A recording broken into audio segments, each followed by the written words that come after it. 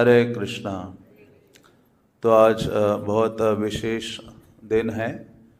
आज कृष्ण फूलदोल सलिल विहार, राधा कृष्ण का जो नौका विहार आदि लीला का विशेष दिन है, और साथ ही साथ परमेश्वरी दास ठाकुर का तिरोभाव है, श्री श्री राधा रमन देव का आविर्भाव है, और श्रीपाद माधवेंद्र पुरी का आविर्भाव है, और श्री श्रीनिवास आचार्य का भी आविर्भाव है।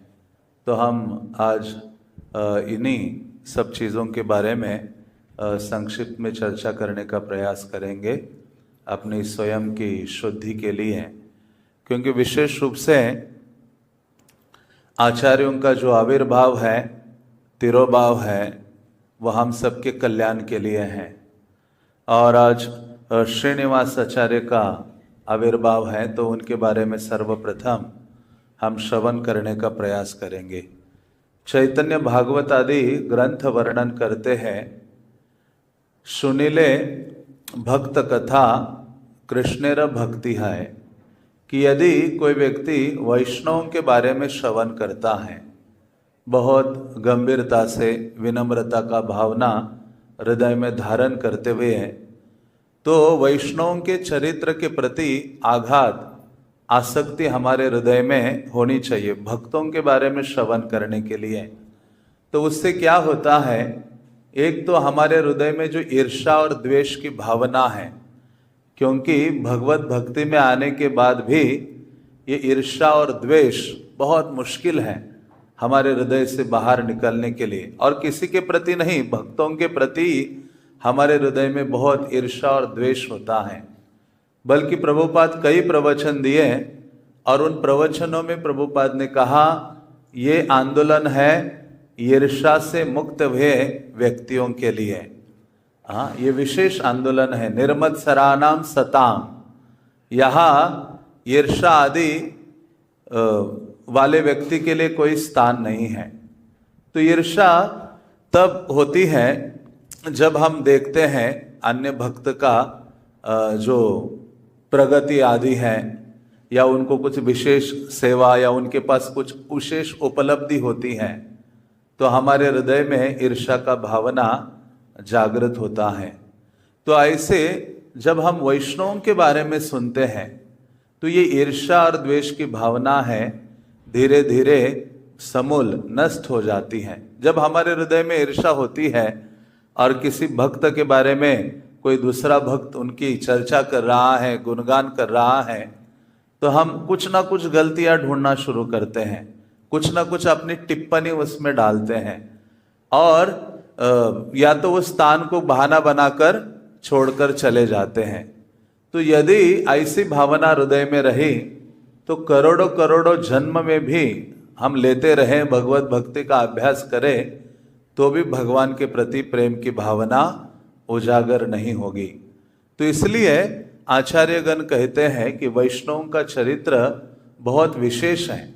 इसलिए आप देखेंगे महाप्रभु के कई सारे पार्षद हैं जिन्होंने बाल्यकाल में भक्तों के बारे में इतना अधिक सुना कि चैतन्य महाप्रभु के प्रति उनको बहुत प्रगाढ़ आसक्ति जागृत हो गई।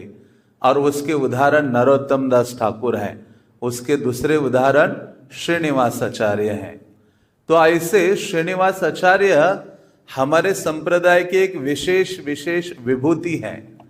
चैतन्य महाप्रभु के प्रेम अवतार माना जाता है, और नित्यानंद प्रभु का जो प्रेम का अवतार है वो नरोत्तम दास ठाकुर है। और इन दोनों के लिए चैतन्य महाप्रभु ने इन दोनों का नाम पुकार पुकार कर गर्जना की थी इनके प्राकट्य के पूर्व। हाँ, क्योंकि महाप्रभु चाहते थे कि ये जो आंदोलन है ये हमेशा हमेशा बना रहे, आगे आने वाले जीवों के कल्याण के लिए ये जो कृष्ण भावनामृत आंदोलन है वो हमेशा बनाए रहे। उसके लिए कुछ ऐसे पावरफुल भक्त होने चाहिए जो इस आंदोलन को आगे बढ़ाए। इसलिए चैतन्य महाप्रभु ने ये दो आचार्यों को प्रकट कराया, नरोत्तम दास ठाकुर और दूसरे थे श्रीनिवास आचार्य। और बल्कि चैतन्य महाप्रभु ने, मैं कई बार कहता हूं कि ये 3 आचार्यों के बारे में उनके प्राकट्य के पूर्व ही घोषणा की थी। एक तो नरोत्तम दास ठाकुर, दूसरे श्रीनिवास आचार्य और तीसरे श्रील प्रभुपाद। जिनके लिए कहा मोर सेनापति भक्त जाइबे तथाए, मेरा एक सेनापति भक्त जाएगा पाश्चात्य जगत में और कृष्ण भावना का वितरण करेगा। तो ये श्रीनिवास आचार्य विशेष वैष्णव, विशेष आचार्य है, जिनकी विशेष देन भी है हमारे संप्रदाय के लिए। तो चैतन्य महाप्रभु ने सन्यास की बात जब सोची तो नवद्वीप को छोड़ा और सारे नवद्वीप वासी विलाप कर रहे थे। चैतन्य महाप्रभु दौड़कर गए। कितना सन्यास लेने के लिए कितनी तीव्र इच्छा थी। मतलब महाप्रभु के हृदय में यह नहीं था कि सन्यास के उपलब्धि में मुझे मान सम्मान आदि प्राप्त हो, बल्कि महाप्रभु चाहते थे जीवों का मैं कल्याण करूं सन्यास के माध्यम से। तो ऐसे चैतन्य महाप्रभु कटवा जाते हैं और कटवा जाकर वहां केशव भारती से सन्यास ग्रहण करते हैं। और सन्यास जब ग्रहण करने के लिए तत्पर थे तो केशव भारती ने कहा, जाओ गंगा में स्नान करो और अपना मुंडन करके मेरे समक्ष उपस्थित हो जाओ। तो जैसे महाप्रभु गए और पहले तो कहा मुझे सन्यास दे दीजिए। तो उन्होंने कहा कैसे दे सकता हूं, आप जैसे युवक को, और जिसके सुवर्ण बाल है, सारा नवद्वीप आदि आपके प्रति आसक्त है, तो मैं सन्यास नहीं दे सकता। आप जाकर अपनी माँ और अपने पत्नी से पूछ के आ जाओ। तो केशव भारती के आश्रम से महाप्रभु दौड़ने लगे फिर से नवद्वीप की ओर। केशव भारती कहते कि ये तो बिल्कुल पक्का सन्यासी बनने के लिए तत्पर है। तो उनको बुलाते हैं, आओ आओ, फिर कहते नदी में जाओ। तो गए और महाप्रभु मुंडन के लिए बैठ गए। तो एक मधु नामक जो नाई है वो उनका मुंडन करने के लिए तत्पर हो गया। उसने जो भी अपनी शस्त्र अस्त्र उठाए मुंडन के लिए, लेकिन पूरा सुबह से महाप्रभु बैठे ऐसे अपना सर करके। मधु जो बार्बर है, नाई है, उसके हाथ कांप रहे थे कि कैसे मैं इन बालों को ये करूं। वो रोते जा रहा था और पूरा शाम होने लगी तो बस बैठा ही था। और महाप्रभु भी भाव विवल थे और वो जो नाई है वो भी पूरा भाव विवल हो रहा था। और महाप्रभु सन्यास लेने वाले हैं, ये बात जब पूरे कटवा के आसपास, कटवा जो ग्राम है उसके आसपास फैली तो हजारों की संख्या में लोग वहां एकत्रित हो गए और सारे लोग उपस्थित हो गए। केवल महाप्रभु के बारे में सबने सुना था लेकिन उनको देखा कभी नहीं था। तो हजारों लोग आ गए और कई लोग तो इतने गुस्सा थे कि वो केशव भारती का आश्रम हम जला देंगे यदि वो सन्यास देगा चैतन्य महाप्रभु को। तो पूरा तत्परता से लोग आ गए और उनमें एक भक्त थे जाजी ग्राम से, या चाकंडी नामक जो गांव है जाजी ग्राम के पास, जिनका नाम था गंगाधर भट्टाचार्य। वो चैतन्य महाप्रभु की लीलाओं के प्रति बहुत आसक्त थे। वो भी आ गए दौड़कर चैतन्य महाप्रभु का निमाई का दर्शन करने। और जब भीड़ में उन्होंने देखा महाप्रभु का मुंडन हो रहा है, महाप्रभु को केशव भारती के द्वारा सन्यास दिया जा रहा है, तो इतने दुखी हो रहे थे मानो पागल से हो गए। और वो केवल एक शब्द उच्चारण करने लगे, चैतन्य चैतन्य चैतन्य। क्या बोलने लगे? जोर से बोलिए। तो गंगाधर भट्टाचार्य चैतन्य चैतन्य कहने लगे और दौड़ने लगे पूरे पागल की तरह। जाजी ग्राम, चाकंडी, कई स्थानों में दौड़ते हुए अपने गांव गए। उनके मुख से कुछ अन्य नहीं निकल रहा था। कई दिनों तक चैतन्य चैतन्य और अश्रुधारा हो रही है। घर में चैतन्य चैतन्य कह रहे हैं। तो उनको सब गांव वालों ने मिलकर उनका नाम रखा चैतन्य दास। क्या नाम रखा? चैतन्य दास। और ये चैतन्य दास चैतन्य महाप्रभु के बहुत विशेष भक्त थे। और ऐसे ये जो चैतन्य दास है और उनकी जो पत्नी है लक्ष्मी प्रिया, ऐसे कुछ उनका नाम था। तो ऐसे चैतन्य दास और ये जो बहुत महान भक्त थे। और कुछ समय के पश्चात उन दोनों के हृदय में, उनको कोई संतान नहीं थी, लेकिन उनके हृदय में ये कामना हो गई कि हमें कोई एक वैष्णव संतान होनी चाहिए जो महाप्रभु की सेवा करे, ऐसा कुछ पुत्र रत्न हमें प्राप्त हो जाए। तो ये हृदय में ये कामना उनके हृदय में आई, और 1 साल के बाद वो लोग चले जाते हैं जगन्नाथपुरी, और वो सोचते हैं कि ये जो इच्छा है महाप्रभु को मिलकर हम चैतन्य महाप्रभु को बताएंगे। और ऐसा कहकर वो जगन्नाथपुरी जाते हैं, और जगन्नाथपुरी जाकर जगन्नाथ का दर्शन करते हैं और चैतन्य महाप्रभु से मिलते हैं। चैतन्य महाप्रभु उन दोनों को कहते, गोविंद उनके जो सेवक थे उनको कहते कि इन दोनों का आप ध्यान रखिए। और उस समय क्या हो रहा था, क्योंकि चैतन्य महाप्रभु कुछ 1-2 साल के बाद अप्रकट होने वाले थे, तो चैतन्य महाप्रभु उस समय बहुत चिंतित थे। महाप्रभु ने कहा, अरे ये जो अद्वैत आचार्य है वो शांतिपुर में बैठकर निराकारवाद का प्रचार करने लगे हैं, और उन्होंने एक पत्र लिखकर भेजा था, और जिसके द्वारा ये कहा था महाप्रभु को कि आप चावल बांटने के लिए आए हो, लेकिन अभी सबको मिल गया है, आप क्या करो, अभी ये बंद करो। मतलब उसका अर्थ था कि आप इस जगत से, महाप्रभु को लेटर लिख के कहा कि आप इस जगत से अभी वापस अपने धाम चले जाइए, आपका जाने का समय हो गया। महाप्रभु ने देखा अद्वैत आचार्य का ये पत्र है, और साथ ही साथ ये ऐसा मायावाद का प्रचार कर रहे हैं, तो महाप्रभु थोड़े से दुखी हो जाते हैं। और महाप्रभु कहते हैं कि मैंने ये आंदोलन शुरू किया है, और फिर नित्यानंद प्रभु को भेजा था उन्होंने बीच में कि नित्यानंदा आप अभी गृहस्थ आश्रम ग्रहण करो, जहां मैं नहीं जा पाऊंगा सन्यास के माध्यम से, वहां तुम पहुंच सकते हो। तो नित्यानंद प्रभु को बंगाल में प्रचार करने के लिए भेजा भक्तों के साथ। उनमें से ये परमेश्वरी दास भी नित्यानंद प्रभु के ही पार्षद हैं। और ऐसे नित्यानंद प्रभु जाते हैं, और महाप्रभु सोचते हैं कि मुझे कुछ भक्त चाहिए जो आगे चलकर हम सबके बाद, पंच तत्वा के बाद इस आंदोलन का प्रचार कर सके।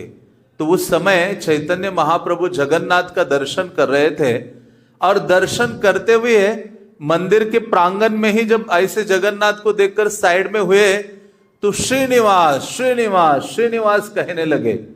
तो भक्तों ने कहा, अरे ये श्रीनिवास, कोई कुछ भक्तों ने सोचा ये तिरुपति बालाजी का नाम ले रहे हैं। हाँ, श्रीनिवास और गोविंदा बोलते हैं ना, आप तिरुपति जाते हो, श्रीनिवास गोविंदा। हाँ, तो उन्होंने लगा कि शायद ये जगन्नाथ जी तो है ही उनके प्रिय, शायद महाप्रभु आज तिरुपति का नाम, बालाजी का नाम ले रहे हैं, श्रीनिवास श्रीनिवास। हाँ, श्री का मतलब है लक्ष्मी, जिनके हृदय स्थल में निवास करती है।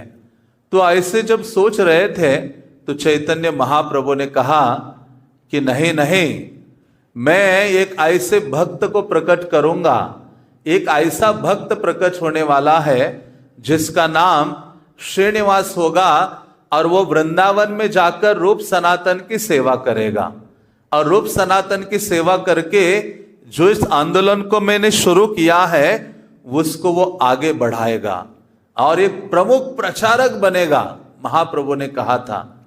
और बल्कि ये तो उस समय महाप्रभु ने कहा जगन्नाथपुरी में, लेकिन चैतन्य महाप्रभु गोपाल भट्ट गोस्वामी को जब लेटर लिखे थे, गोपाल भट्ट गोस्वामी वृंदावन आए, जगन्नाथपुरी से एक पत्र लिखा महाप्रभु ने।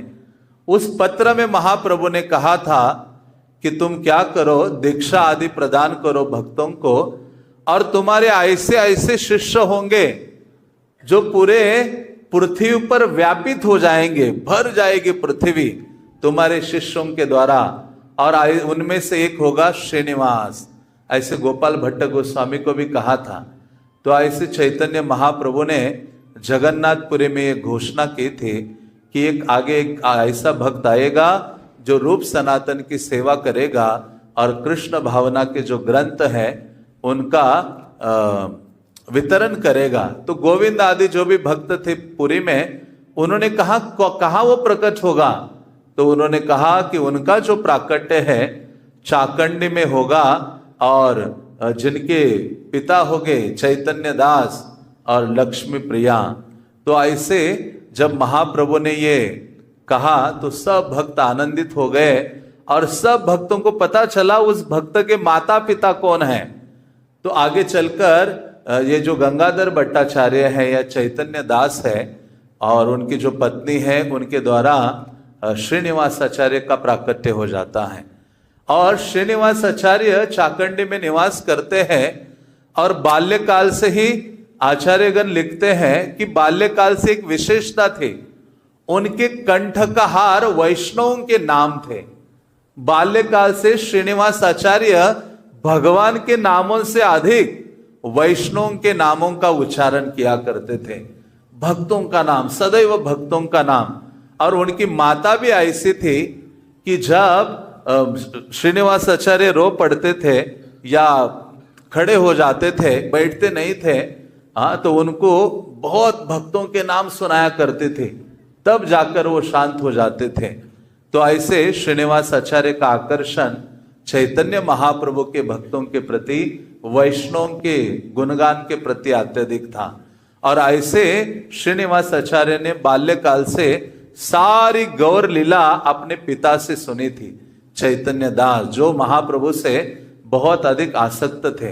तो ऐसे उनके पिता जब अप्रकट हो गए तो चैतन्य दास अप्रकट होने के पश्चात श्रीनिवास आचार्य के बारे में पूरा गौड़िया समाज जानता था कि आपको सेवा दी है चैतन्य महाप्रभु ने कि आपको वृंदावन जाना है, वहां गोपाल भट्ट गोस्वामी से दीक्षा लेनी है और रूप सनातन के जो ग्रंथ है उनका प्रचार बंगाल और ओडिशा आदि में करना है।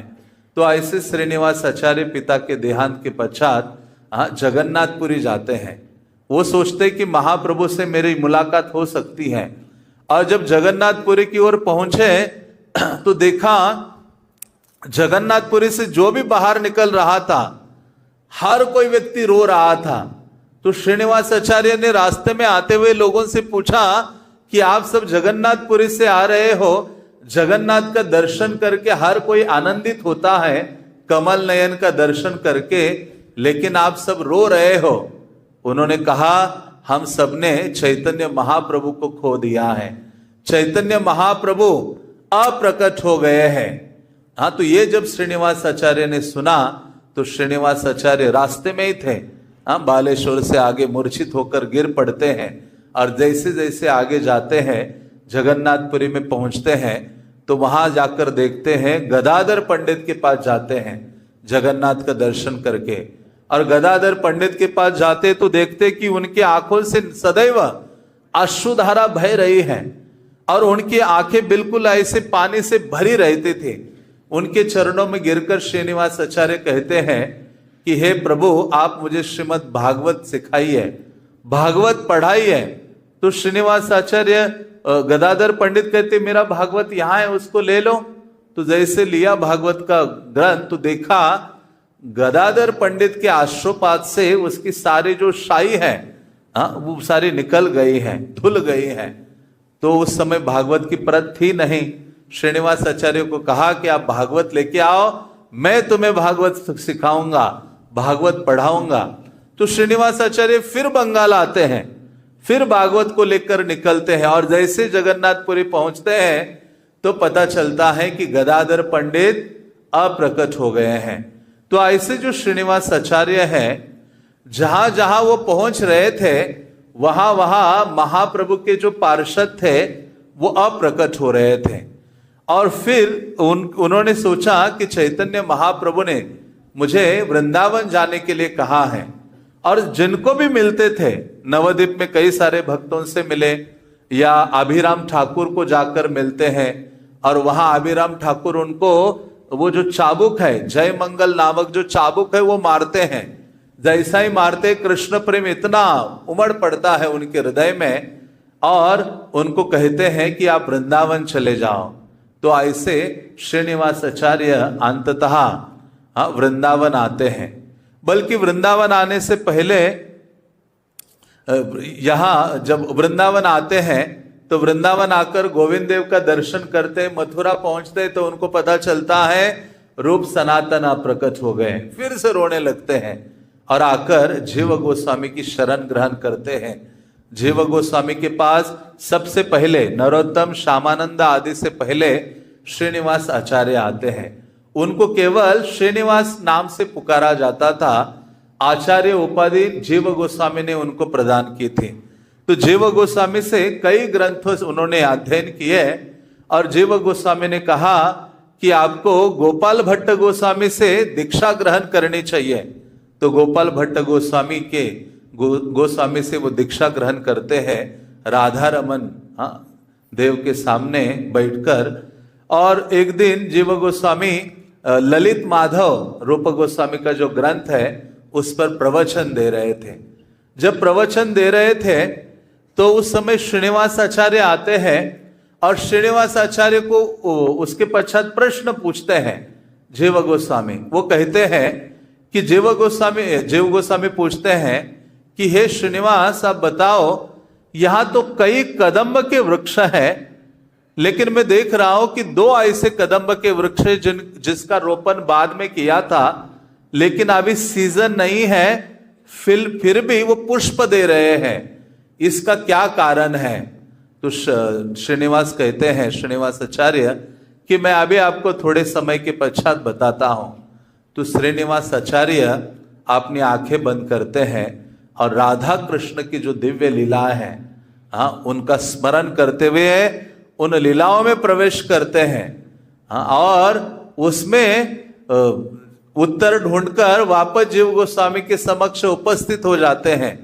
और जीव गोस्वामी के कहते हैं कि हे प्रभु, इसका एक कारण है, क्यों अन्य कदम्ब के वृक्ष फूल नहीं दे रहे हैं लेकिन ये 2 कदम्ब के वृक्ष फूल दे रहे हैं? तो श्रीनिवास कहते हैं कि जब भगवान कृष्ण वृंदावन से मथुरा जा रहे थे, जाने के पूर्व उन्होंने ये 2 कदम्ब वृक्षों का रोपण किया था और जिसके कारण कृष्ण जब मथुरा चले गए फिर भी इन वृक्षों का कृष्ण स्मरण कर रहे हैं। और कृष्ण के स्मरण के कारण आज भी ये जो वृक्ष है नित्य रूप से पुष्प, चाहे सीजन हो या ना हो, पुष्प प्रदान कर रहे हैं। तो ये सुनकर जीव गोस्वामी आश्चर्यचकित हो जाते हैं और वो कहते हैं कि आपने सही कहा है। तो उस समय जीव गोस्वामी कहते हैं, आज से तुम केवल श्रीनिवास नहीं हो, आज से तुम्हें क्या कहा जाएगा? श्रीनिवास आचार्य। आचार्य की उपाधि से विभूषित किया था जीव गोस्वामी ने। और नरोत्तम दास ठाकुर को महाशय की उपाधि दी थी उनकी मानसी सेवा देखकर। और श्यामानंद प्रभु को तो पूरा नाम ही दिया था जीव गोस्वामी ने, उनका नाम दुखी कृष्ण श्यामानंद प्रभु, वो नाम उनको प्रदान किया था। तो इस प्रकार से जो श्रीनिवास आचार्य हैं ब्रज में रहते हैं और यहाँ रहकर ही आगे चलकर यहाँ रहते हुए जीव गोस्वामी ने उनको एक सेवा प्रदान की थी और वो सेवा थी गोस्वामियों के ग्रंथों को ले जाकर उनका वितरण करना। जीव गोस्वामी ने देखा कि ये जो गोस्वामीज है उन्होंने इतने ग्रंथों की रचना कर दी है। रघुनाथ दास गोस्वामी है, रूप गोस्वामी है, सनातन गोस्वामी है, गोपाल भट्ट गोस्वामी है और खुद जीव गोस्वामी ने इतने ग्रंथ रचे। तो इतना भंडार हो गया था। राधा दामोदर मंदिर में तो बहुत बड़ी लाइब्रेरी ओपन की थी उन्होंने और वहां जीव गोस्वामी ने सारे ग्रंथ सुरक्षित रखे थे। लेकिन जीव गोस्वामी ने देखा कि ये ग्रंथ यहां पड़े रहेंगे तो उनका क्या लाभ है। इन ग्रंथों को जाना चाहिए बंगाल की भूमि पर, वहां भक्तों को आवश्यकता है। जो काव्य या जो रस रूप गोस्वामी ने प्रकट कराया है, जो विधि सनातन गोस्वामी ने दी है, रघुनाथ दास गोस्वामी ने जो प्रयोजन तत्व दिया है, वो केवल यहां तक सीमित नहीं होना चाहिए। इसको गौड़िया वैष्णवों तक, बंगाल और उड़ीसा तक पहुंचना चाहिए, जो चैतन्य महाप्रभु की इच्छा थी। तो जीव गोस्वामी इन 3 भक्तों को चूज करते हैं, श्रीनिवास आचार्य, नरोत्तम दास ठाकुर, श्यामानंद प्रभु। और उनको एक बैलगाड़ी, मथुरा का एक जमींदार व्यक्ति था, उससे एक बैलगाड़ी और कुछ सर्वेंट और बॉक्स स्पॉन्सर करते जीव गोस्वामी और उसमें सारे ग्रंथ डालते हैं और इन सबको कहते कि जाओ आप अपने अपने आध्यात्मिक गुरु को मिलो, उनसे आशीर्वाद ग्रहण करो। ये तीनों आचार्य गोपाल भट्ट गोस्वामी के पास जाते हैं, लोकनाथ गोस्वामी से आशीर्वाद लेते हैं और फिर जीव गोस्वामी स्वयं उनके साथ बैलगाड़ी और 4 सेवक देकर जीव गोस्वामी उनको मथुरा तक छोड़ते हैं और उनको कहते हैं कि आपने प्राणों से भी अधिक इन ग्रंथों का ध्यान रखना। ये सबसे अधिक, इस पूरे त्रिभुवन में ये सबसे बड़ा धन है, ये जो गोस्वामियों के जो ग्रंथ हैं। तो श्रीनिवास आचार्य उनको लेकर चलते हैं नरोत्तम दास ठाकुर और श्यामानंद के साथ, और आगे चलकर आपने सुना है कि किस प्रकार से उन ग्रंथों की चोरी हो जाती है वान विष्णुपुर में। और वहां का जो राजा था, वो जो भी पथिक आते थे उनसे चुराया करता था सामान आदि। तो इनके जो बॉक्सेस थे बैलगाड़ी में वो भी चुरा लिए। और जब राजा के महल में वो बॉक्स सारे पहुंचे तो राजा को लगा कि बहुत बड़ा खजाना है, क्योंकि उसके पास एक ज्योतिषी था जो पहचान लेता था किसके पास क्या है। ज्योतिषी ने कहा कि ये जो लोग आ रहे हैं इनके पास बहुत बड़ा खजाना है, ऐसा अमूल्य धन है। तो राजा तो बहुत लालची हो गया था, लेकिन जब वो सारे बॉक्स उनके पास पहुंचे तो राजा ने जैसे खोला, देखा ग्रंथावली, इतने सारे अमूल्य ग्रंथ, तो राजा का हृदय तुरंत पिघल जाता है। और फिर श्रीनिवास आचार्य से मुलाकात होती है। वो बहुत लंबी कथा है। और श्रीनिवास आचार्य से वो प्रभावित हो जाते हैं, श्रीनिवास आचार्य से दीक्षा ग्रहण करते हैं। केवल वही नहीं बल्कि पूरा जो वान विष्णुपुर था, हर वहां का निवासी श्रीनिवास आचार्य का शिष्य बन जाता है। और हर कोई हरि नाम का उच्चारण करके चैतन्य महाप्रभु का गुणगान करता है। तो उस समय वहां से नरोत्तम दास ठाकुर को बंगाल भेजते हैं, श्यामानंद प्रभु को उड़ीसा भेजते हैं, और श्रीनिवास आचार्य यहाँ निवास करते, वान विष्णुपुर और नवद्वीप आदि के स्थानों में भ्रमण करते हैं और प्रचार करते हैं। तो आगे चलकर कई सारे भक्तों को उन्होंने दीक्षा प्रदान की। उनमें से प्रमुख थे रामचंद्र कविराज और गोविंद कविराज। और ये राजा तो था ही, तो ऐसे श्रीनिवास आचार्य के कई सारे भक्त थे। उनमें से रामचंद्र कविराज की विशेष घटना है। रामचंद्र कविराज ये नरोत्तम दास ठाकुर के बहुत निकटतम संगित है। रामचंद्र संग मांगे नरोत्तम दास। नरोत्तम दास ठाकुर सदैव रामचंद्र का एसोसिएशन या संघ की कामना करते थे। तो ये रामचंद्र कविराज और गोविंद कविराज एक धनाढ्य व्यक्ति के पुत्र थे। तो रामचंद्र कविराज शादी करने के लिए निकल पड़े थे, बारात लेके जा रहे थे। और जब शादी करके वापस आ रहे थे तो रास्ते में ये गांव था जाजीग्राम। जाजीग्राम में एक वृक्ष आज भी है, वो वृक्ष आदि, जिसके नीचे बैठकर श्रीनिवास आचार्य प्रवचन दे रहे थे।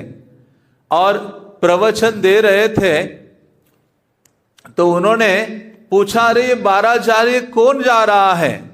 तो उन्होंने कहा चिरंजीव सेन का पुत्र जा रहा है। तो श्रीनिवास आचार्य ने कहा, देखो इतना रूपवान है, गुणवान है, सामर्थ्यवान है, इतनी अच्छी युवा अवस्था है, बल्कि ये परफेक्ट अवस्था है कृष्ण की सेवा करने के लिए, लेकिन ये अभी कामिनी की सेवा में लगा हुआ है। और ये धन खर्च करके अपने जीवन में टेंशन खरीदने जा रहा है। ऐसे जब वचन जोर से प्रवचन में बोल रहे थे श्रीनिवास आचार्य, और ये डोली में बैठ के जा रहे थे, तब जब रामचंद्र कविराज ने ये सुना तो रामचंद्र कविराज का हृदय बिल्कुल ऊपर नीचे होने लगता है। कहते कि ये क्या कह रहे हैं। और जैसे ये सब सुना तो वापस जब अपने पत्नी के साथ गांव पहुंचे तो उस रात्रि में रामचंद्र कविराज ने पहले भागवतम उठाई, और जब शादी करके आए थे घर में घुसे, पत्नी के साथ पूरे रात भागवतम की चर्चा की। और जैसे सूर्योदय हुआ दौड़कर श्रीनिवास आचार्य के चरणों में आकर गिरे और उन्होंने कहा कि आपको मैं गुरु के रूप में स्वीकार करता हूं, आप क्या कीजिए, हम दोनों को दीक्षा प्रदान कीजिए। तो इस प्रकार से श्रीनिवास आचार्य की जो वाणी है उससे ही इतना प्रभाव आ जाता है कि रामचंद्र कविराज उनके बहुत विशेष भक्त बन जाते या शिष्य बन जाते हैं। और उनके भी जो भ्राता है गोविंद कविराज, वो बहुत कट्टर दुर्गा भक्त थे। हाँ, मतलब दुर्गा के अलावा कुछ अन्य नहीं। और वो इतने बीमार हो गए, एक बार बहुत अधिक बीमार हो गए, उन्होंने काली को पुकारा। काली माता ने कहा मैं कुछ नहीं कर सकती, हाँ तुम्हें क्या करना होगा, कृष्ण की आराधना करनी होगी। और कृष्ण के महान भक्त जो ये श्रीनिवास आचार्य है, उनके चरण पादोदक, हाँ चरण से धुला हुआ जो जल है वो लेकर पान करना होगा। उसके द्वारा तुम पूर्णतः निरोगी हो जाओगे, अन्यथा मृत्यु को प्राप्त करोगे। तो जैसे ये पता चलता है, रामचंद्र कविराज श्रीनिवास आचार्य महान बहुत प्रसिद्ध थे, उनको लेकर आते अपने घर गांव में, बहुत बड़ा स्वागत होता है श्रीनिवास आचार्य का। ये सारी घटनाएं भक्ति रत्नाकर में बहुत विस्तृत वर्णन की गई है। और फिर जब वो गोविंद कविराज के पास जाते हैं, उनके सर पर अपने चरण रखते हैं और उनके चरणों का धुला हुआ जल का जब वो पान करते हैं गोविंद कविराज, तो वो पूर्णतः रोग मुक्त हो जाते हैं और उसके पश्चात कृष्ण के महान भक्त होते हैं।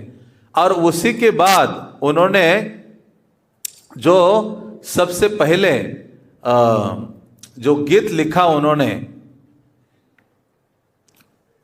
गोविंद कविराज ने, वो था भजहुरे मना श्री नंद नंदन अभय चरणार विंदरे। तो ये गोविंद कविराज पर श्रीनिवास आचार्य की विशेष कृपा हुई है।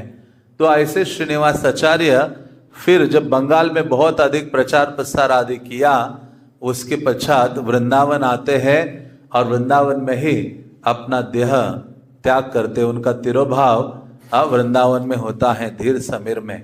तो ऐसे श्रीनिवास आचार्य हैं जिनका आविर्भाव के बारे में जगन्नाथपुरी में महाप्रभु ने श्रीनिवास श्रीनिवास कहते हुए पहले से ही मानो भविष्यवाणी की थी। तो ऐसे श्रीनिवास आचार्य विशेष आचार्य है जो सबसे पहले पुस्तक वितरण की सेवा उन्होंने की है, और वही परंपरा श्रील प्रभुपाद ने हमें प्रदान की है। तो आज माधवेंद्रपुरी का भी आविर्भाव है। तो माधवेंद्रपुरी के बारे में आपने कुछ दिन पूर्व भी सुना था। और माधवेंद्रपुरी तो विशेष हमारे संप्रदाय के आचार्य हैं, बल्कि भक्ति विनोद ठाकुर कहते हैं कि ये जो माधवेंद्रपुरी प्रेममय कलेवर प्रेममय जत सब संगे अनुचर। तो माधवेंद्रपुरी साधारण आचार्य नहीं थे, हाँ चैतन्य महाप्रभु के विशेष प्रिय आचार्य थे। चैतन्य महाप्रभु ने सबसे अधिक किसी आचार्य के ऊपर लंबा प्रवचन किया होगा तो वो कौन थे? माधवेंद्रपुरी थे। माधवेंद्रपुरी जब चैतन्य महाप्रभु सन्यास के उपरांत जगन्नाथपुरी जा रहे थे तो रेमुना आए। रेमुना आकर जब गोपीनाथ का दर्शन किया तो माधवेंद्रपुरी की महिमा चैतन्य महाप्रभु के हृदय में उमड़ पड़ी। और महाप्रभु ने कहा, आप सब भक्त यहां बैठो, मैं माधवेंद्रपुरी की कथा का श्रवण कराऊंगा। और कितने थे सुनने के लिए? केवल 4 भक्त थे महाप्रभु का प्रवचन सुनने के लिए। महाप्रभु ने जब भी प्रवचन दिया है, या तो श्रोता 1 है या तो श्रोता 4, 2-3 ही है। हाँ, अगर सुना कई बार है, उन्होंने ज्यादा सुना है। एक बार रूप गोस्वामी को दिया, एक सनातन गोस्वामी को दिया, और रेमुना में उनके साथ जो ये 4 भक्त आए थे उनको ये पूरा माधवेंद्रपुरी का जो वर्णन है हाँ वो सुनाते हैं। तो वो कहते हैं, माधवेंद्र कथा अति अद्भुत कथन मेघ देखिले मात्र हय अचेतन। माधवेंद्रपुरी के बारे में मैं क्या कहूं, ये नित्यानंद प्रभु के वचन है। वो कहते हैं माधवेंद्रपुरी केवल बादलों को भी जब देखते हैं, घने बादल जल से भरे हुए हैं, तो माधवेंद्रपुरी अचेतन हो जाते हैं।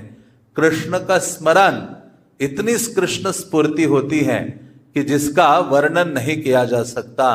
तो ऐसे माधवेंद्रपुरी को जब नित्यानंद प्रभु दक्षिण भारत में प्रथम बार मिले थे अपने दक्षिण भारत के भ्रमण में, तो चैतन्य नित्यानंद प्रभु ने कहा, आज तक मैंने जितने भी तीर्थों का भ्रमण किया है उसका आज मुझे फल प्राप्त हुआ है। और वो फल क्या है कि नयने देखिनु माधवेंद्र चरण, कि आज मैंने अपने आंखों के द्वारा माधवेंद्रपुरी के चरणों का दर्शन किया है। ये प्रेम देखिया धन्य हैल जीवन, कि ऐसा प्रेम कृष्ण के लिए मैंने आज तक कभी किसी व्यक्तित्व में नहीं देखा जो माधवेंद्रपुरी के हृदय में प्रेम भगवान कृष्ण के लिए था। तो इस प्रकार से माधवेंद्रपुरी का गुणगान चैतन्य भागवत में हमें प्राप्त होता है, और चैतन्य चरितामृत में तो बहुत विस्तृत रूप से चैतन्य महाप्रभु ने किया है। किस प्रकार से माधवेंद्रपुरी वृंदावन आते हैं, गोवर्धन की परिक्रमा करते हैं और भगवान गोविंद कुंड के तट पर बैठते हैं, उनको थोड़ी सी तंद्रा आती है, भगवान स्वयं उनको दूध का पात्र प्रदान करते हैं, उसका पान करके थोड़े से सो जाते हैं, और उस समय भगवान स्वप्न में आकर कहते हैं कि माधवेंद्र माधवेंद्र मैं तुम्हारा ही इंतजार कर रहा था। कोई ऐसा भक्त है जिसका इंतजार भगवान खुद करे? माधवेंद्रपुरी का इंतजार कर रहे थे कि मैं इस मिट्टी के अंदर पड़ा हूं गोवर्धन के तलहटी पर नीचे, आप मुझे खुदाई करके बाहर निकालो। माधवेंद्रपुरी दौड़ कर जाते हैं, ब्रजवासियों की सहायता से वहां अन्य और गांव में वो स्थान है, वहां से खुदाई करके भगवान गोपाल के विग्रह को बाहर निकालते हैं, उनकी स्थापना करते हैं, और उनकी स्थापना करने के पश्चात भगवान उनको कहते कि माधवेंद्र मुझे बहुत अधिक गर्मी लग रही है, मेरे लिए क्या करो, आप जाकर चंदन लेकर आओ, मलय चंदन। तो माधवेंद्रपुरी केवल उनके प्रति, भगवान के प्रति ऐसी जो प्रेम की भावना है उसको दर्शाने के लिए माधवेंद्रपुरी चले जाते हैं जगन्नाथपुरी, और वहां चंदन प्राप्त करते हैं। और वहां जाते समय तो रेमुना पहुंचते हैं, जाते समय पहले शांतिपुर जाते हैं, अद्वैत आचार्य और उनकी पत्नी आदि को दीक्षा देते हैं, फिर उसके पश्चात रेमुना जाते हैं। रेमुना में देखा इतनी अच्छी सेवा हो रही है तो जरूर कोई अच्छा भोग लगता होगा। उन्होंने कहा मुझे यदि वो भोग चखने को पूछा तो क्या भोग लगता है, तो वो कहते हैं कि अमृत केली नामक खीर भोग लगती है।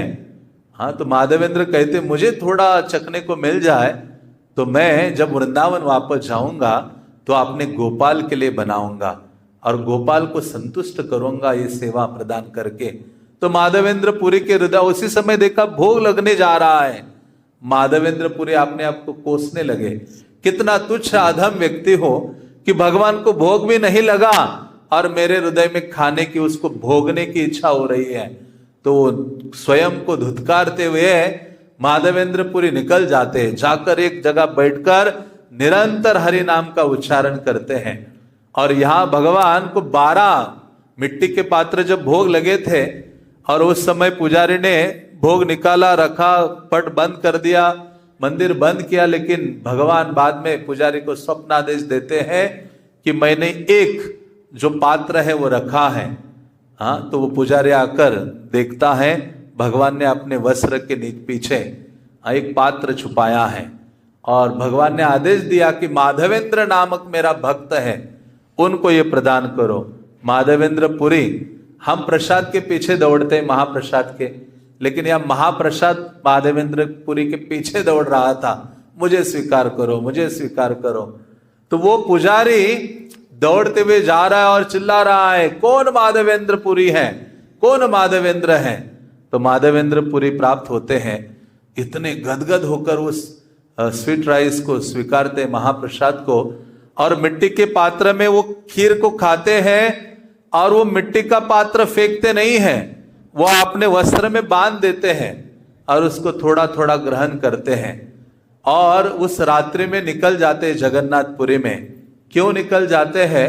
वो सोचते यहां मैं रहूंगा तो कल सुबह पता चलेगा सबको कि मेरे लिए खीर चोरी की है, हाँ तो सब मेरी प्रशंसा करेंगे।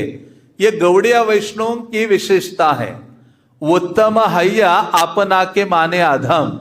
उत्तम होकर भी वो स्वयं को क्या सोचता है, मुझसे अधिक पतित व्यक्ति नहीं है। यही कोई भी गौड़ीय आचार्यों का चरित्र आप लेंगे, उनके अंदर ये तृणादपि सुनिचैन कूट कूट के भरा हुआ है। इसलिए कहा है ना कि ये जो महाप्रभु का प्रदत्त ये जो श्लोक है, इसको गले का कंठ का हार बनाना चाहिए। हाँ, तृणादपि सुनिचैन तरोरपि सहिष्णुना अमानिना मान देना कीर्तनीय सदाहरि। ये सारे गौड़ीय, इवन प्रभुपाद के जीवन तक जितने भी आचार्य हम देखेंगे, सबके जीवन में यही दिखता है। प्रभुपाद कहते मेरा नाम भक्ति वेदांत है, लेकिन ना भक्ति है ना ज्ञान है। हाँ, लेकिन हे प्रभु आपका ये जो पवित्र नाम है ना, उसको मैंने पकड़ के रखा है। तो ये जो हमारी सारी आचार्य परंपरा है, यहाँ रूप सनातन का तो इतना दैन्य है। चैतन्य चरितामृत में महाप्रभु को जब प्रथम बार मिलते हैं रूप सनातन, और इतना दैन्य प्रकट करते हैं, महाप्रभु कहते हैं तुम्हारा दैन्य फाटे मोरा बुक, कि तुम्हारी ये दीनता देखकर मेरा हृदय फटते जा रहा है। इसलिए महाप्रभु किसी गुण से आकर्षित नहीं होते, केवल एक गुण से महाप्रभु आकर्षित होते हैं, और वो है दैन्यता, विनम्रता का जो भाव है।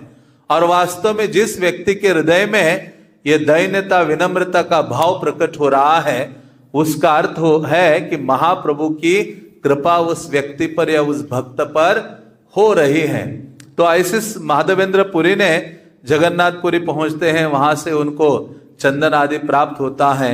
फिर आते हैं यहाँ खीरचोरा गोपीनाथ, और फिर जब शयन करते तो गोपीनाथ स्वप्न में आकर कहते हैं, हाँ, गोपाल कहते हैं कि यहाँ गोपीनाथ और मेरा अंग एक जैसा ही है, वृंदावन आने की कोई आवश्यकता नहीं है। ये जो चंदन है आप गोपीनाथ को लगाओ तो वृंदावन में मुझे प्राप्त हो जाएगा। तो इस प्रकार से माधवेंद्र पुरी उनकी सेवा करते हैं, और वो जो चंदन है वो अर्पण करते हैं। तो ये सारी लीला सुनाने के पश्चात चैतन्य महाप्रभु नित्यानंद प्रभु को माधवेंद्र पुरी के प्रेम के बारे में बताते हैं। वो कहते हैं प्रगाढ़ प्रेमेर यही स्वभाव आचार, निज दुख विघ्नादिर ना करे विचार, यही तार गाढ़ प्रेमा लोके दिखाईते, गोपाल तारे आज्ञा दिला चंदन आनीते। तो महाप्रभु ने कई प्यार बोले हैं, जिसमें महाप्रभु ने कहा मैंने माधवेंद्र पुरी जैसा भाग्यवान व्यक्ति आज तक नहीं देखा है। कितनी बार महाप्रभु ने भाग्यवान बोला है। एक तो जगन्नाथपुरी में प्रद्युम्न मिश्र को बोला था। प्रद्युम्न मिश्र महाप्रभु के पास जाते कहते हैं महाप्रभु महाप्रभु मुझे कृष्ण कथा सुनाइए। महाप्रभु कहते आमे कृष्ण कथा नहीं जानी, मैं कृष्ण कथा जानता नहीं हूं, लेकिन मैं एक व्यक्ति को जानता हूं जो कृष्ण कथा जानते हैं, और वो कौन है? रामानंद राय। उनके पास जाकर सुनो। तो प्रद्युम्न मिश्र ने जब बोला कृष्ण कथा सुनने की बहुत इच्छा हो रही है, महाप्रभु कहते तुमसे अधिक भाग्यवान व्यक्ति कोई नहीं है जिसके हृदय में कृष्ण के बारे में सुनने के लिए लालसा जागृत हुई है। और माधवेंद्र पुरी की जो सेवा देखकर महाप्रभु ने कहा ये इनसे भाग्यवान कोई नहीं है, जिनके स्वप्न में 3 बार भगवान प्रकट होकर सेवा स्वीकार किया है। और महाप्रभु ने कहा प्रगाढ़ प्रेमेर यही स्वभाव आचार, भगवान के प्रति प्रेम है तो उसका लक्षण क्या है?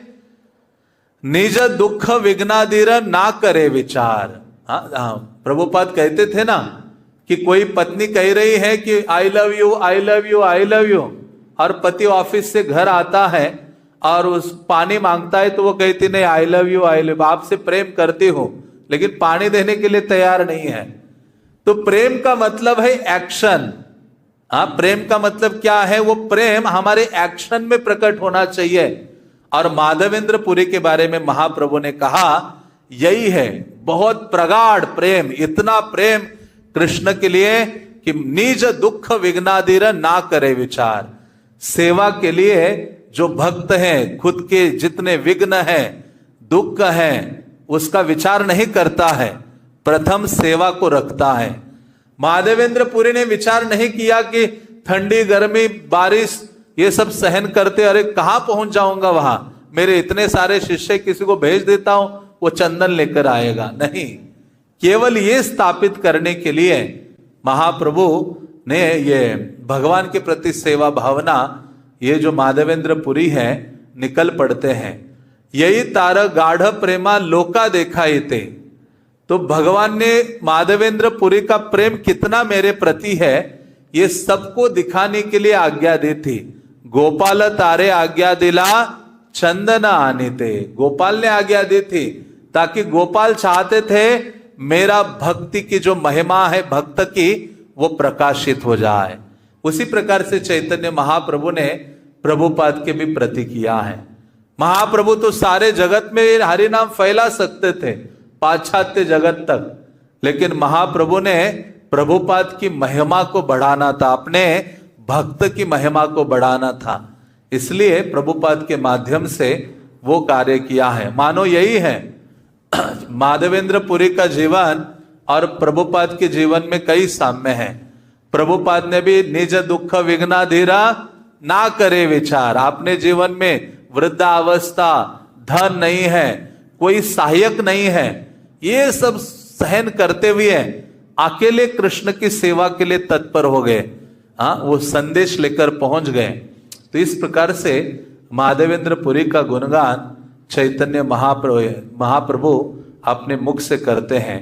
और ऐसे माधवेंद्र पुरी भगवान की विरह की जो भावना है आज तक किसी संप्रदाय में कहा प्रकट नहीं हुई थी, वही विरह भाव प्रकट किया था माधवेंद्र पुरी ने।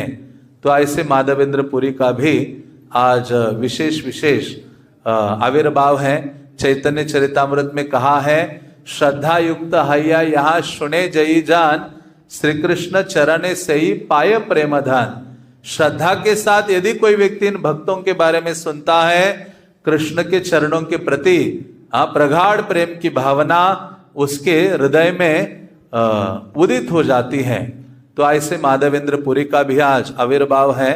और राधा रमन देव का भी आज प्राकट्य है। आप सब सुने हैं कि राधा रमन जी विशेष विग्रह है, तीनों विग्रहों का मिलाप है। गोपाल भट्ट गोस्वामी को चैतन्य महाप्रभु मिले थे श्रीरंगम में, बाल्यकाल में महाप्रभु की सेवा की, महाप्रभु के चरण धोकर प्रतिदिन पान करते थे। भक्ति रत्नाकर कहता है कि जैसे उन्होंने पान किया, कृष्ण के लिए इतना आकर्षण गोपाल भट्ट के हृदय में जागृत हो गया और बहुत महाप्रभु के प्रति भी प्रगाढ़ प्रेम उनके हृदय में जागृत हुआ। और 4 महीने का संग 2 ऐसे गोस्वामी हैं जिनको बाल्यकाल में महाप्रभु की कृपा प्राप्त हुई। एक जीव गोस्वामी रामकेली में, जीव गोस्वामी कहते मैंने बहुत छोटे से थे, मैंने महाप्रभु को देखा है, महाप्रभु के चरण मुझे प्राप्त हुए हैं। और दूसरे थे गोपाल भट्ट गोस्वामी, बाल्यकाल में कृपा प्राप्त हुई थी। और उस कृपा जब प्राप्त हुई, 4 महीने का संग प्राप्त हुआ महाप्रभु का, और महाप्रभु ने उनको आदेश दिया कि जैसे आपके माता पिता शरीर त्यागे उनकी सेवा करो, उसके पश्चात वृंदावन जाओ, मिली बे दुई रत्न रूप सनातन, वहां जाकर 2 रत्न मिलेंगे, रूप गोस्वामी और सनातन गोस्वामी, उनके संग में रहो।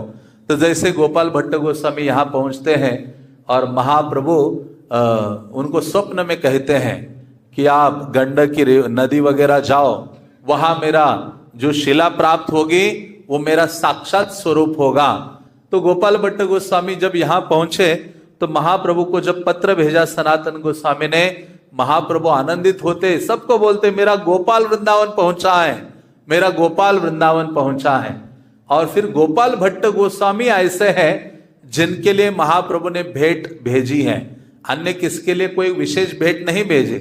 रघुनाथ दास गोस्वामी को गोवर्धन शिला पर्सनली दी थी, लेकिन जगन्नाथपुरी से कोई गिफ्ट भेजी है महाप्रभु ने। तो क्या भेजा, एक तो डोर भेजा, जो कमर में महाप्रभु एक डोर बांधते थे वो भेजा, और एक आसन भेजा जिसके ऊपर महाप्रभु बैठकर हरि नाम लिया करते थे। और वो ये भेजा, और कुछ वस्त्र भी भेजा, अपना कोपिन भी भेजा। तो वो सेवक लेकर जब जगन्नाथपुरी पहुंचा और रूप सनातन ने ये सब चीजें गोपाल भट्ट गोस्वामी को प्रदान की और कहा कि ये जो आसन दिया इसका क्या करूं मैं, डोर तो गले में डाल के हरे नाम में जप कर सकता हूं महाप्रभु की कृपा प्राप्त करते हुए। तो लेकिन रूप सनातन ने कहा महाप्रभु चाहते आप इसके ऊपर बैठो और ये परंपरा का कार्य आगे बढ़ाओ। परंपरा का कार्य क्या है, इस आसन पर बैठकर दीक्षा दो। तो ये रूप सनातन ने दीक्षा का काम नहीं स्वीकारा, उन्होंने शिक्षा प्रदान की।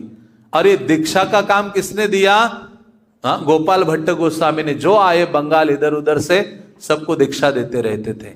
और लेकिन शिक्षा का जो कार्य है रघुनाथ दास गोस्वामी, रघुनाथ भट्ट गोस्वामी, जीव गोस्वामी, सनातन गोस्वामी, रूप गोस्वामी, इनके आपको शिष्य ज्यादा नहीं मिलेंगे। एक दो बस विग्रह की सेवा के लिए किसी को थोड़ा सा दीक्षा दे दिया कि आप मदन मोहन की सेवा करो, आप गोविंद देव की सेवा करो। तो गोपाल भट्ट गोस्वामी को दीक्षा का कार्य स्वीकारा।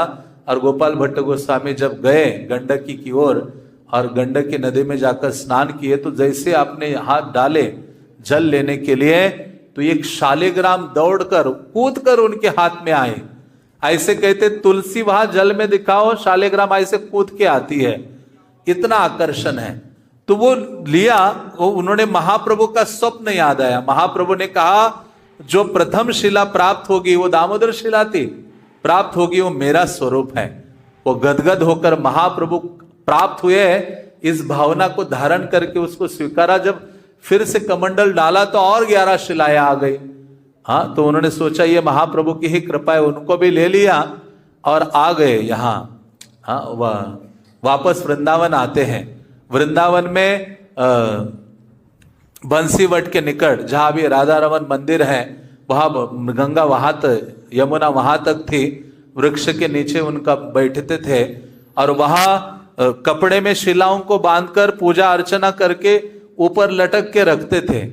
और ऐसा जब हो रहा था तो ये नरसिम्हा चतुर्दशी आ गई। उस समय तो ये मदन मोहन, गोपीनाथ, ये सब विग्रह प्रकट हो गए थे। वृंदावन थोड़ा हरा भरा, लोग आना शुरू थे, मंदिर बने थे। लेकिन गोपाल भट्ट गोस्वामी रोज ये सोचा करते थे कि मेरे पास कोई ऐसे विग्रह होने चाहिए जो गोविंद देव के समान उनका मुख हो, वक्षस्थल गोपीनाथ के समान हो, मदन मोहन के समान चरण हो। ऐसी इच्छा बहुत बलवती हो रही थी। और जब उसी में ये भर हो गई कि एक व्यापारी आया नरसिम्हा चतुर्दशी के दिन, सबको वस्त्र धन आदि दान दे रहा था।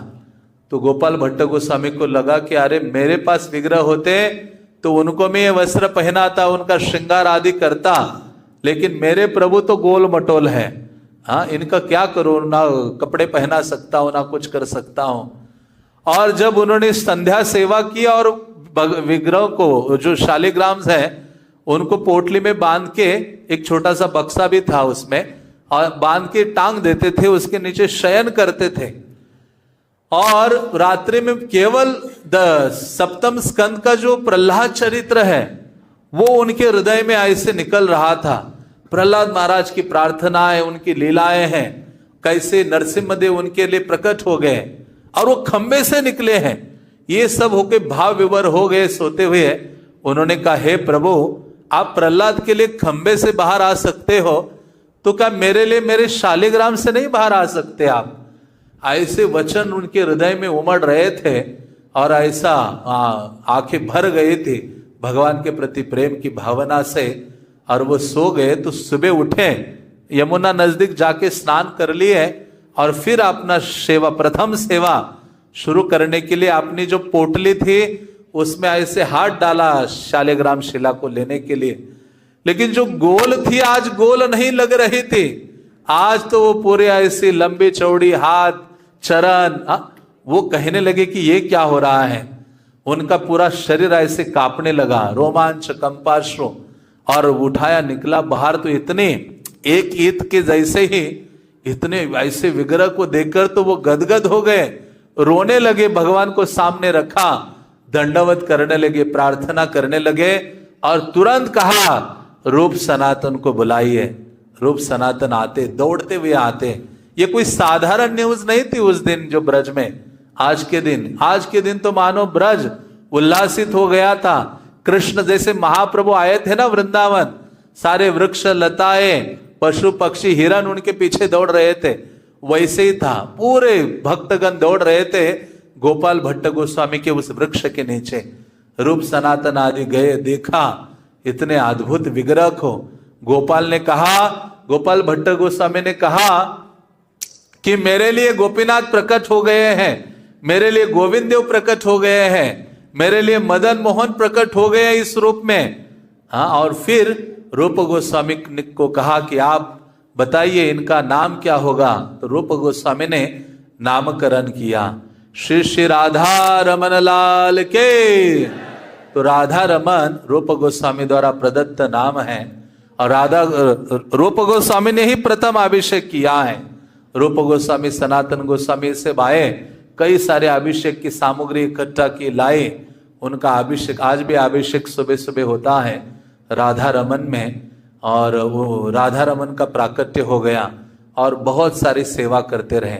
गोपाल भट्ट गोस्वामी फिर से महाप्रभु से नहीं मिल पाए, एक ही बार मिले थे दक्षिण भारत में बाल्यकाल में, लेकिन उनके हृदय में वो बहुत वो था कि मैं कब महाप्रभु से फिर से कब मिल पाऊं, नहीं मिल पाए।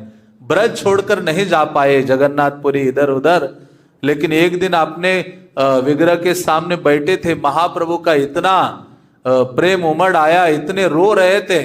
तो उसी समय जो राधा रमन है वो गोपाल भट्ट गोस्वामी के लिए गौरांग महाप्रभु के रूप में प्रकट हो जाते हैं। हाँ, ऐसे ही छोटे गौर के रूप में जब देखते हैं गोपाल भट्ट गोस्वामी रो पड़ते हैं, और फिर से वही गौर है लो राधा रमन, फिर से वो गौर क्या बन जाते हैं, राधा रमन बन जाते हैं। तो ऐसे गोपाल भट्ट गोस्वामी की विशेष प्रिय विग्रह है। और प्रभुपाद जी कहा करते थे कि जो विग्रह की सेवा है वो सबसे जो पद्धति है, स्टैंडर्ड है, वो राधा रमन का है। प्रभुपाद ने कहा, प्रभुपाद जी के लीलामृत में वर्णन आता है, प्रभुपाद जी प्रतिदिन राधा रमन का दर्शन करने के लिए जाया करते थे, गोपाल भट्ट गोस्वामी की कृपा प्राप्त करने के लिए। तो इस प्रकार से संक्षिप्त में राधा रमन का जो प्राकट्य है उसकी भी हमने चर्चा की है। और परमेश्वरी दास, जैसे मैंने कहा, नित्यानंद प्रभु के ही पार्षद थे, और महाप्रभु ने उनको भेजा था नित्यानंद प्रभु के साथ बंगाल में प्रचार करने के लिए। तो उनका आज तिरोभाव दिवस है। तो इस प्रकार से ये सब आचार्यों का चरित्र हमने चर्चा किया। उन आचार्यों से प्रार्थना करनी चाहिए कि हमारा अनुराग श्रील प्रभुपाद के चरणों में हो, विग्रहों के चरणों में हो, और वैष्णवों की सेवा के प्रति हो। हरे कृष्णा कृष्णा कृष्णा हरे हरे, हरे राम राम राम हरे हरे। श्री राधा रमन आविर्भाव तिथि के, श्री श्री माधवेंद्र पुरी आविर्भाव तिथि के, श्रीनिवास आचार्य आविर्भाव तिथि की, परमेश्वर ठाकुर तिरुभाव तिथि की, पतित पावन श्रील प्रभुपाद के, निताई गौर प्रेमानंदे। Hare Krishna, Krishna Krishna